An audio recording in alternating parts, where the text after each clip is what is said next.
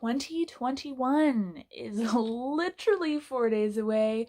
Thank you for joining me again. I'm Anna Marie, and I am so glad you're here. I hope we can learn something together this year. I hope you learn from my failures so that you maybe can skip a few of them of your own. I am only in my second full year of gardening, and I am so excited to be getting ready for the new season. Although here in my part of California, being a 9B, I don't really think our growing season ever quite stops. If you look at our growing calendar, every month I'm like, oh my gosh, I'm behind. It's almost January and I could be starting kale and brassicas and all these things for an early spring planting, and at the same time, by end of January, early February, I'm starting my eggplant and my peppers and my tomatoes. The garden never stops. And if you're in a shorter season growing area, this might not ring quite as true, but there's still things to plan and look forward to and prep for and learn and grow from and decide how to get the most out of your crops that you're choosing to plant. And that is mind-blowing to me. You know, before gardening, I thought, oh, it's winter, it's cold, nothing grows, it's this, it's done.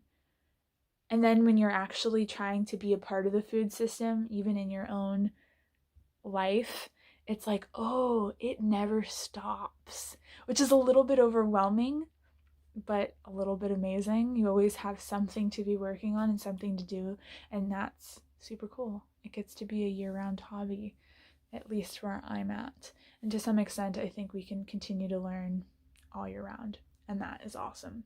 So this is going to be a compilation of what I'm doing to get ready. I'm going to give you some of the charts that I've used, some of the things that I'm considering for next season, and a little bit of my growing calendar that I'm choosing to cycle off of in the next growing season, and how I was transitioning from my fall into the winter season, which we're in now, and then into the early spring, and how I'm trying to make that as graceful as a transition as possible, though I'm sure I've already made many, many missteps, and that's okay, because this is my first year going from fall to winter to spring, to spring, and it's gonna have hiccups, and that's okay because I'm here and I'm trying, and that's all we can ask for.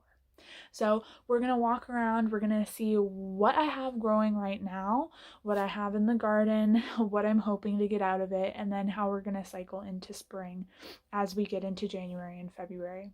I'm so excited to have you along for the journey, and let's get started.